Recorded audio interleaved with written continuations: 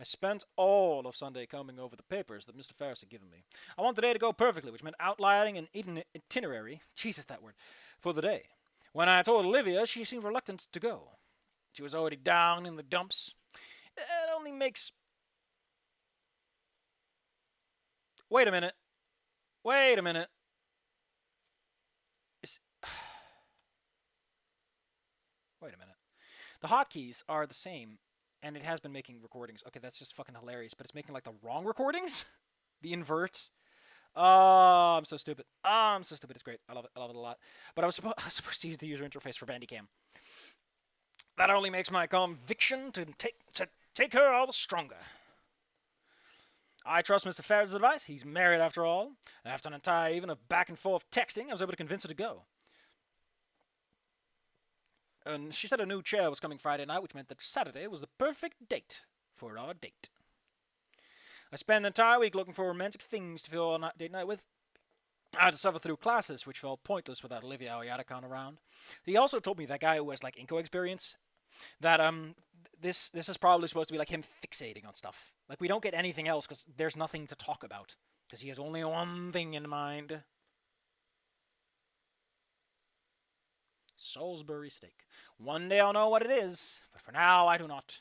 I'd finished mapping out our pier date by Thursday. However, that same day I got an email notification. Apparently one of my favorite influencers online was going to host a live event at Voco de Ramal this week, after some last-minute booking changes.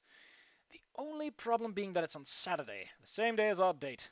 The more I thought about it, though, the more I thought that Olivia would prefer to go somewhere indoors, especially with the cold.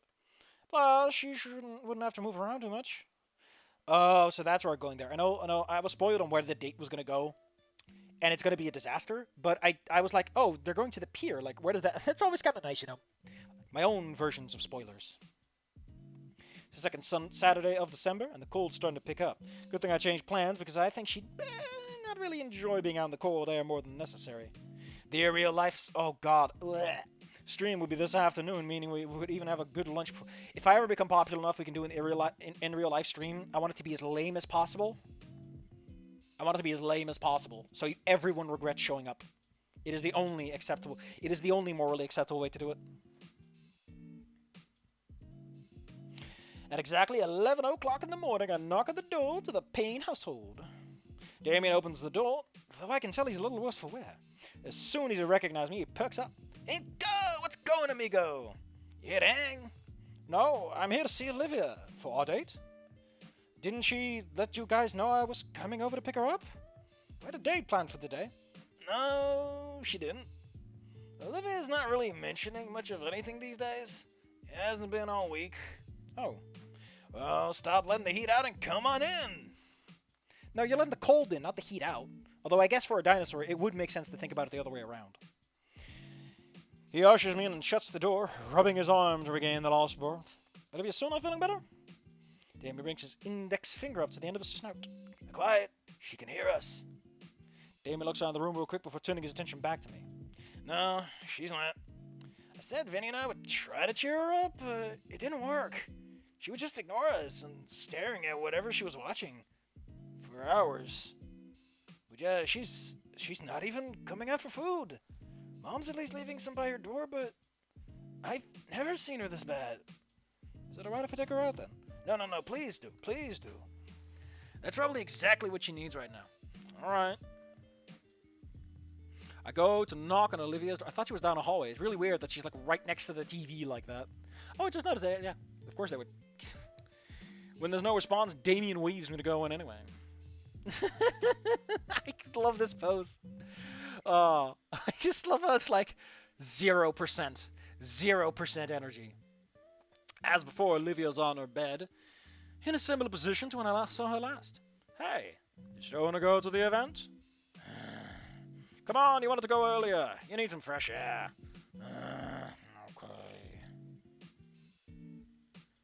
Imagine this, but her legs are straight. That's the pic someone showed me. That's the pic someone showed me. Olivia's standing up, terrifying. How tall would she be, anyway? She gets up, straightens her shirt out, and while I'm looking away to afford Olivia her dignity, I can't help but feel to catch the indented mark from her sheets on the skin. Oh my god, don't lie down like that, Olivia. Ew! Oh, ow! Ugh, I've had that. I hate that feeling.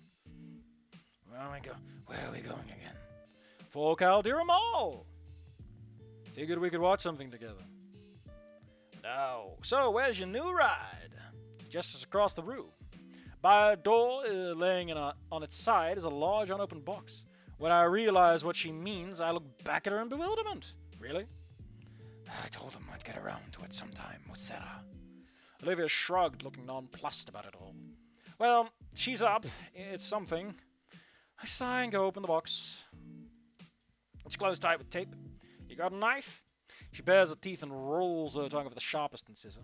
Oh boy. Don't do that! You'll get all the sticky goo on your tongue. Ew. I'm gonna take you for a ride.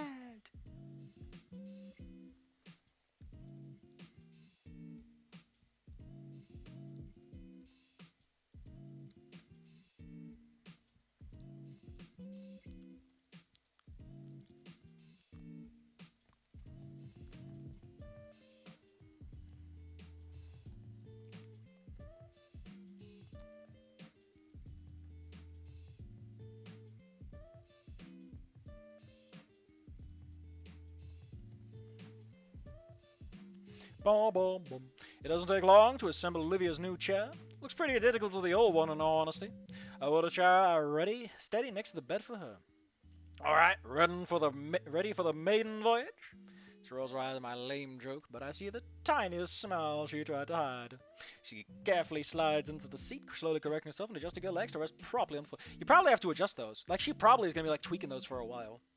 I release the handlebars and she takes the wheels in hand. The small grin is there again as she handles the wheels slowly, pushing and tugging on them. It takes me a moment to realize she's actually testing the chair. To me, it looks like she's dancing silently to a tune only she hears. Finally, with a nod, she looks at me. All right, I'm ready to go, Inco. Nodding back, I hold open her bedroom door. I wave to Damien as we leave, though Olivia doesn't even seem to see him. He waves back still, tossing me a thumbs up for luck. Mr. Ferris was right. Even in the cold air, I can see Olivia's spirits slowly return. I can't wait to get to the mall now. I'm actually going on my first date. Oh, you're such a fucking nerd. Caldera Mall is a pretty large shopping center, nested in between the skyscrapers of the city. Above the first 3 floors of the department stores and restaurants, you can see another dozen for office space, all looking down on the traffic down below. Working here must be pretty convenient. If this place had an apartment building built into it, you never have to leave. Part of that has a certain allure, but thinking it also sends a strange feeling of dread. Man, this is boring. The event is between the food court and the cinema. It's supposed to be a 2-hour meet and greet where we'd hand out some merch and let the audience participate on a live review of a movie. But it's been a while and we still haven't started. The area is crowded with dozens, maybe even 100 or so people waiting for Hank. Oh man, I love that name. He's just Hank. The other attendees are not exactly the best when it comes to looks, or smells for that matter. Damn, dude. Why did you take her to this? You selfish oaf. Well, that's the point of the ending, I guess. Most are either on their phones or look like they're about to pass out in their chairs. A few are talking among each other, albeit obnoxiously loud and spirited. Yeah, let's go with spirited.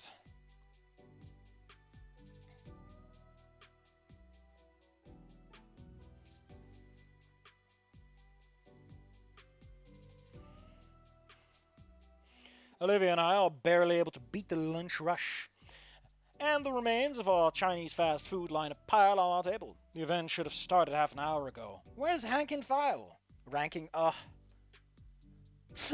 my god, it's such a disaster.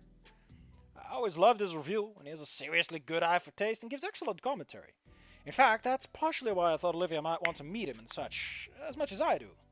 If we're lucky, we can get some feedback on our work. If he shows up.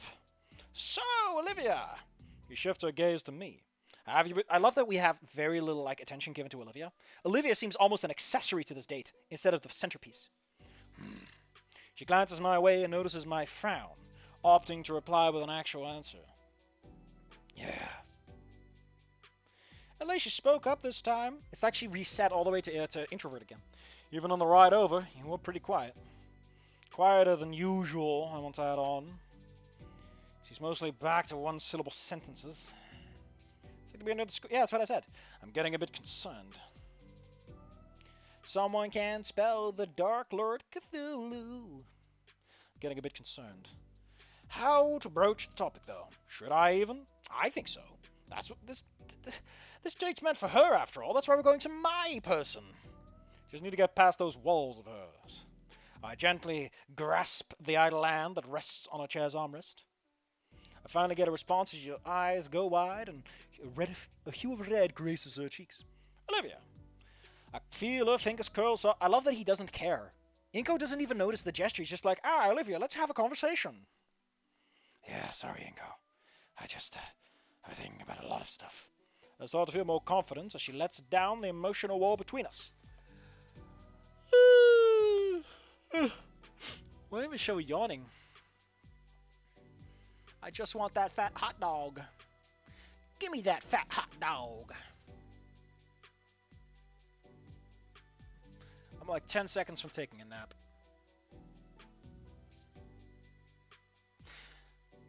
I have been sleeping all right. I would like to point out that the reason I'm tired is not... I've been sleeping better again. That's not the problem.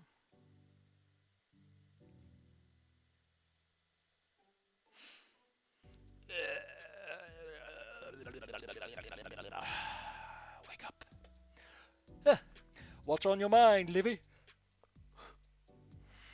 I mean, it's pretty on the nose. She scowls at the nickname. Don't use that, Inco. I'm so sorry. What's troubling you? A hand clenches as I can feel the tension radiating from her. Biting back my wince of pain, I simply smiled for her. When's the last time you painted? It's been a while. Just haven't felt like it. Even if I did, I wouldn't be able to paint anything. You're quitting painting? I didn't say that. I just don't have it in me right now. I might again, sooner or later. You don't have it in you? Everything seems to be like pain right now. Doesn't have it in her. Damien did mention that she hadn't left her room all week. Everything? Yeah. Is that why you didn't bother with my ass wandered to a wheelchair? The one I had put together for her. Her only means of leaving, it was left unopened until I arrived. Doesn't really make a difference. Is this the first time you've been able to leave the house after a whole week? Isn't it that good? She shrugs. It is nice to get some fresh air, at least, I guess. No desire to do anything. I think to ask if that meant this date with me too. I just bite my tongue. The rest of the leftovers are too cold by now. Isn't something supposed to be happening? Yeah, it should be. Where the hell is Hank and File? But it'll be worth it. Trust me. Promise. I reach my hand over to her, and the hand she is resting over... Oh. Olivia looks down at my fingers and then at me. With a sigh, her arms uncrossed and her fingers... Yeah, I get the feeling she's just kind of humoring him. But she's like, listen, Inco, this hat better be good or I won't believe it. Fine. Her eyes turn back towards the stage. After a couple of seconds, she leans in closer to whisper. What are they staring at? I've been trying to ignore it. But since we've sat down, we've been getting strange looks from the other people when waiting. With a raised eyebrow, Olivia glances around us. And glances around us at all the other people stuck waiting for the main event to arrive. We're the youngest two here by far. Everyone is at least a decade older. Some eyes are brimming with anger. A lot seem more mournful. I guess it's just the audience he has. Well, he's doing old-fashioned internet reviews, my man. Like, these are all guy with the glasses. The channel awesome people. They are old. They remember the olden days. Don't worry about them. Does Hank and File have like a multiverse of characters that all fight for the fate of the universe? And they fight other characters from other channels? Will they fight Quinton Man? Will they fight Quinton Man? I would love it if they fight Quinton Man. I know he's not affiliated with Channel Awesome, but he also has a multiverse, so maybe they could fight it out. It'd be great. It'd be great. You know it'd be great. You just know in your little heart. Man, I fucking am just so angry that they got rid of the Beverly Hillbillies review. That was such a nice video! I wanted to see the Beverly Hillbillies! I didn't even know it existed until I saw that video. And now it's gone forever. It's gone forever. I'm so sad. I wanted to see the ancient TV show that I'll never see in my life. It was so charming. It had some really fun jokes, too. It was surprisingly woke, in a weird way. For the 60s and 70s, at least.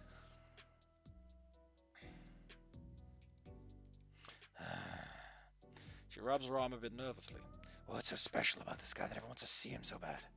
You give some really insightful reviews. For what? Oh, yeah, I'll hank up his channel for you. Oh, God, I hate myself for that joke. Again, if I'm ever doing a live show, it'll be entirely just for my own embarrassment and no one else's enjoyment. I find this page on my phone to show to Olivia. She scrolls through the first few pages of videos. The Lana's Witch School Season 6 finale is an emotionally traumatizing masterpiece of storytelling. All of these, does he do reviews or anything for adults? Hey, you watch anime all day. You should know about online personalities, Olivia, or are you of the TikTok generation? I guess. The conversation sort of dies out. Ugh, these guys. As time goes on, I can't ignore the certain musk they seem to universally permeate. To my side, a few of them are loudly arguing about the pro-segregation undertones of the saber-toothed king through bites of slurred bites of... Oh my god, really? Could they at least argue a little quieter? Oh, the Lion King and the whole hyena thing, I imagine. Could they at least argue quieter? Wasn't the idea that the hyenas were not like an underclass, but were like opportunists? And the whole point of it, of him getting killed by them, is that he trusted opportunists to do anything in his best interests. And when things fell apart, they would turn on him. Like, it wasn't necessarily about population classes, but like, these are just the dregs of society. These are bad people that want bad things and do not care about the people they're doing business with. You know, like capitalists. Except they have bones instead of money. They got all them bones. Because they will never have enough. They will only ever be hungry. Oh, have enough self-awareness and not wear Lana's Witch School scoop. Ugh. Please, Inco. Why did you come here? The cringe is killing me. The cringe is killing me. I'm dying here, Inco. Please, let's leave. Well, whatever. Who cares about his fan? We're not here to see them. Maybe that's why the guy's so late. After all, if it were me, would I really be this keen on meeting these people? I'd probably try to cultivate a better fan base, yes. One where I wouldn't be deeply embarrassed walking out and seeing all of them. And knowing that when they all laugh at me at my embarrassing live performance, it's all in earnest. And they aren't actually upset they wasted their money. Because they knew what they were getting into. And they're not fucking idiots. What am I talking about? He's the one who organized it. Of course, that's not the case. I love that he has, like, 0% capacity to understand that he might be like them. Like, Inco is just like, oh, you know, all these people are terrible fans. But I'm the real Scotsman. Jesus, Inco. Get some Inco points. Get him in the bag. I need to make... Let's turn that debug window off. It's actually kind of goofy to have this thing around.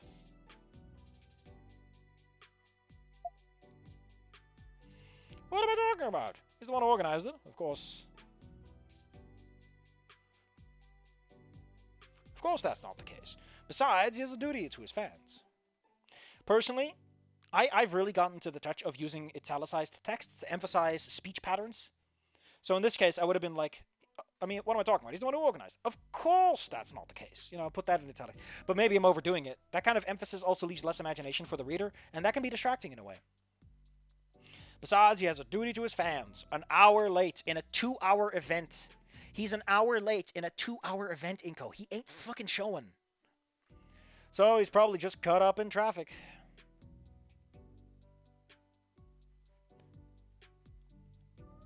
I hope it's not something worse.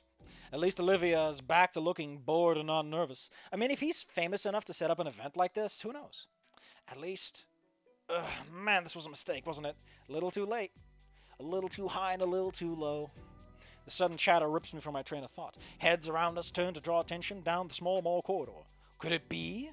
It's Hank and File. I lean forward to get a view, and sure enough, that's him. Iconic suit and all, he is fighting his multiverse counterpart in a fantastic crossover event. Ah, I remember when he basically told everyone that he was going to end his channel, and everyone thought he was going to end all the channels, so they would all be out of money, and he would be a rich, famous movie maker, and they all recorded the entire movie in like a few days, and they were all hot and sweaty and bothered, and they had to do like a rape sequence, and nobody wanted to do it, but he forced the guy anyway, despite his opinions on rape. It was fantastic. Totally not coercion and depression. You know what they say, if you want to make a movie quickly... What was it again? Like, I think Folding Ideas did a video on that stuff, right? Or was it Quentin? But someone had like a really good quote.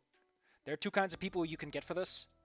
It's either experts and professionals, but you don't have the money for it, or they're your friends, and they won't be your friends by the end of it. I lean forward to get a view, and sure enough, that's him. Iconic suit and all. There he is, yeah!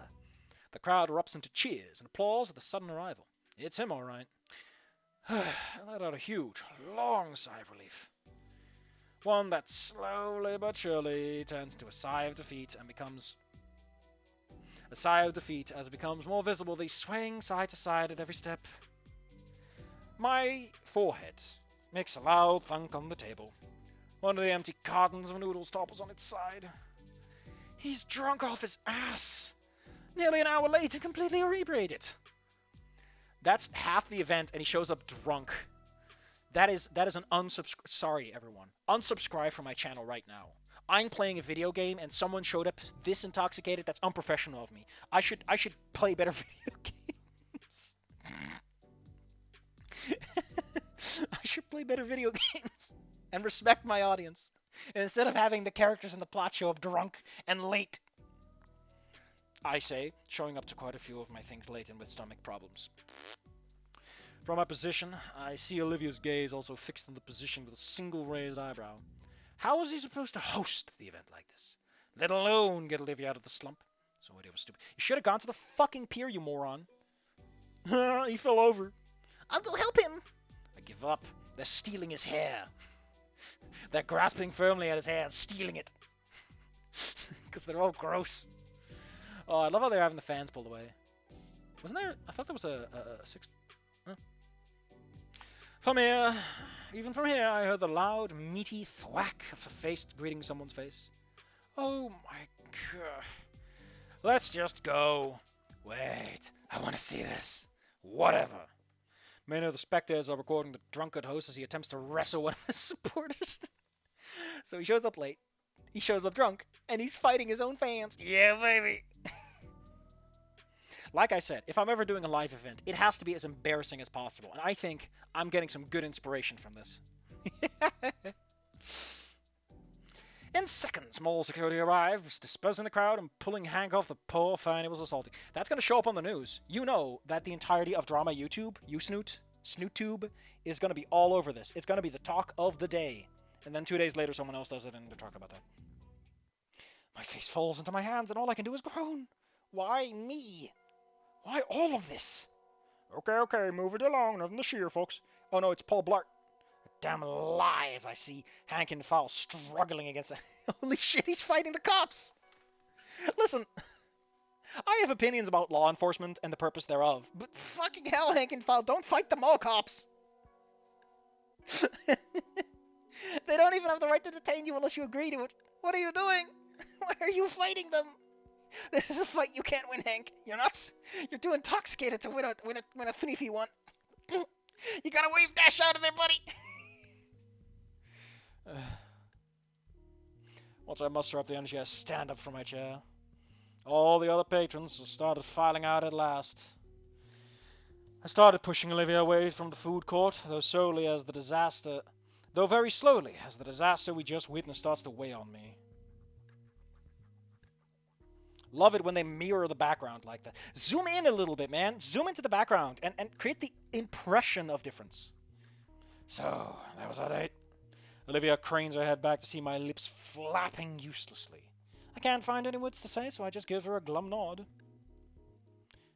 Her eyes pinch into a glare and she looks back ahead. The foot traffic around us clears away, giving us a wide berth. Probably from the glare she's sporting now. Every leaden step I take, I try to formulate something to say. I have a backup plan. I knew this was happening. It's totally one of his skits.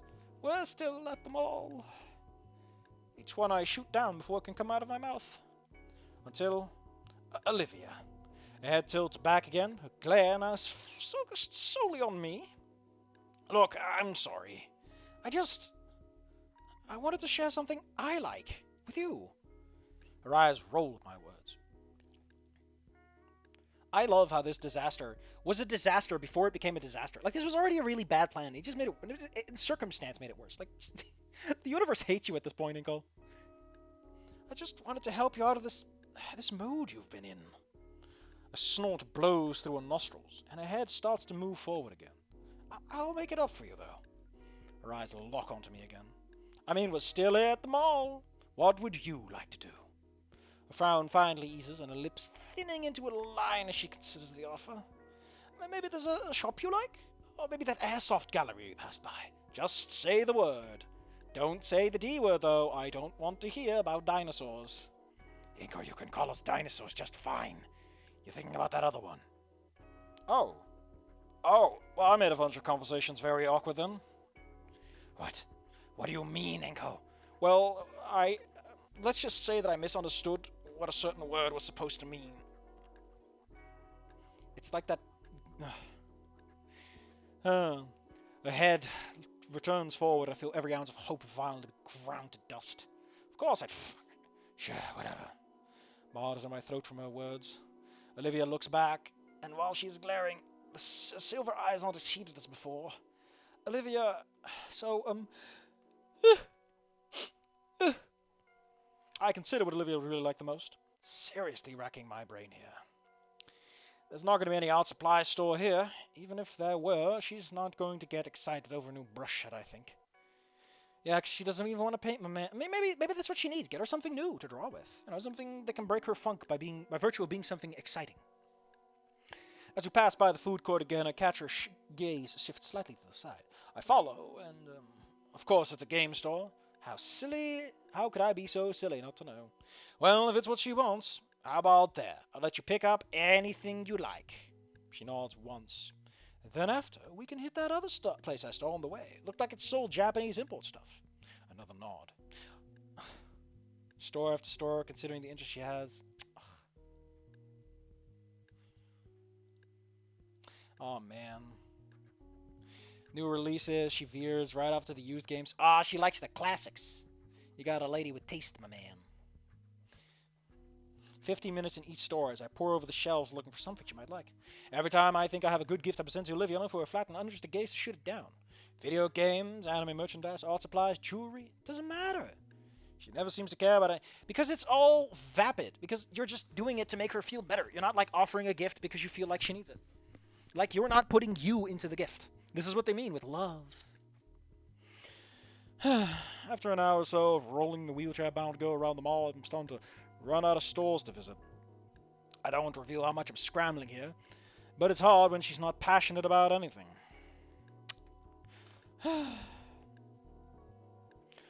I'll manage another. Why the hell are the clothes?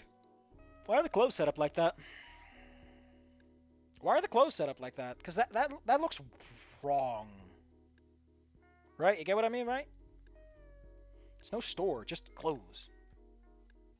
Some decade-old game for a handheld console for $8. Oh my god, I like that he's like, it's not expensive enough. Where's the money?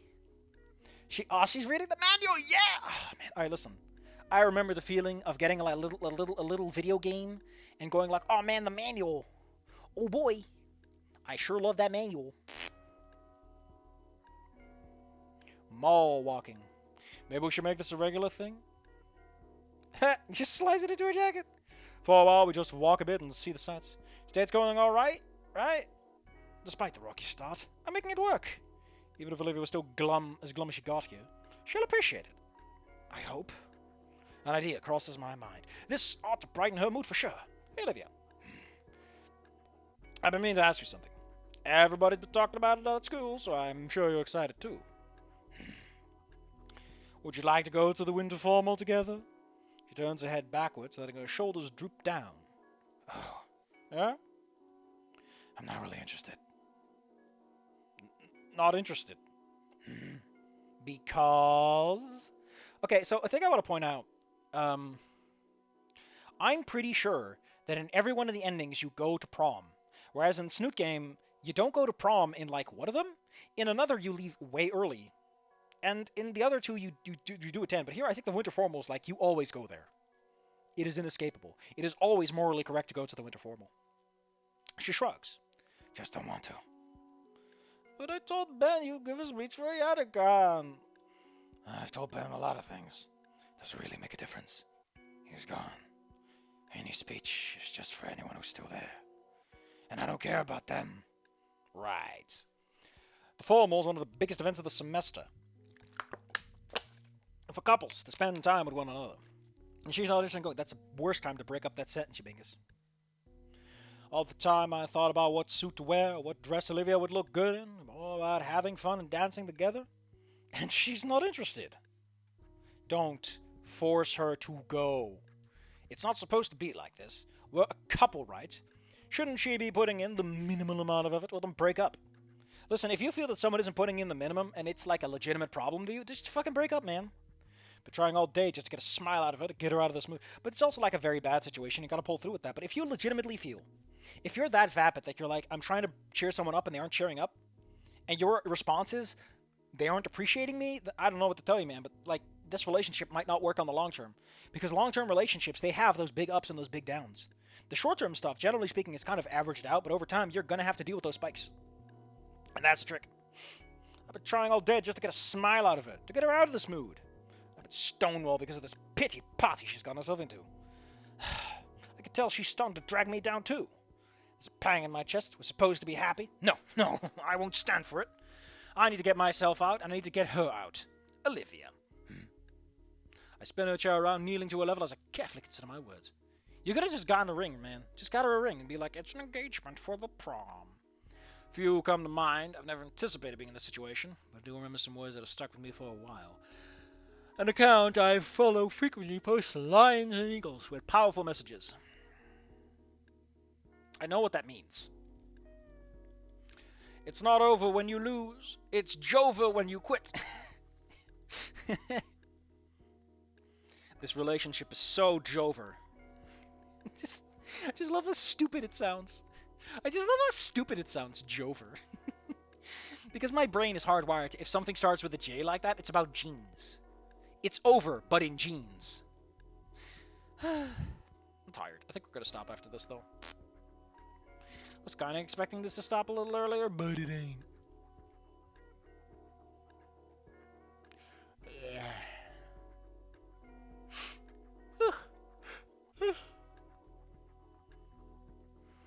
It's not over when you lose, it's over when you quit.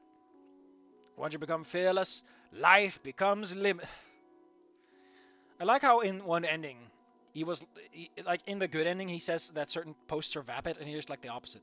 Are you quoting something? I ignore her. One more for good measure. Because you can't put anything in your own words, because there's nothing.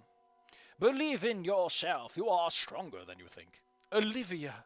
This is too far, Olivia. I want to go to prom, and you're my sweetheart. You're going to prom, or I'm cutting your legs off. You won't even feel it, but it will be a lesson to be taught. Huh? Come on! You don't want to paint anymore. You won't give your family the time of day. You don't even want to go to the formal. What do you want to do? Lie in bed and mumble all day? I want to spend time with you. I want you to be passionate about the things you enjoy. I hate seeing you like this. I don't want us to be bitter or sad when we're together. I know things are hard, but I'm here to help you. Listen, man, you can't invalidate her feelings like that. You can't invalidate her feelings, because that's what you're doing. Like, don't yell at someone for being sad. They won't get happy from that. Unless they need to be shaken out of the funk. But if it doesn't work, just give up. Because that route doesn't work at that point. You can't just keep feeling sorry for yourself. But only the person that's sad can stop feeling sad, you know? For themselves, especially. Think of Mr. Yatakan would say if he saw you like this. The name is bitter on my tongue, but if need be, we need you to be happy. To live on and smile. Her eyes widen in shock before falling in shame. For a moment, she tenses. Her lips move, but no words come out. Seeing some actual emotion in her, I press on with the heated word. No, don't be too heavy. He'd tell you to stop stewing in your misery, wouldn't he? Her hands grip her new armrest tightly, her retractable nails digging deep into the new pleather. My voice raises as I challenge her. Wouldn't he? Yes. She howls at me with the answer. Her teeth are bared and her claws are at the ready. I won't back down. Then quit throwing yourself a pity party. You can work past this, Olivia. I know you can. You're better than this. I will. It's a roar that draws all eyes on us. We both scan the areas, still in the mall with dozens of people now staring at us.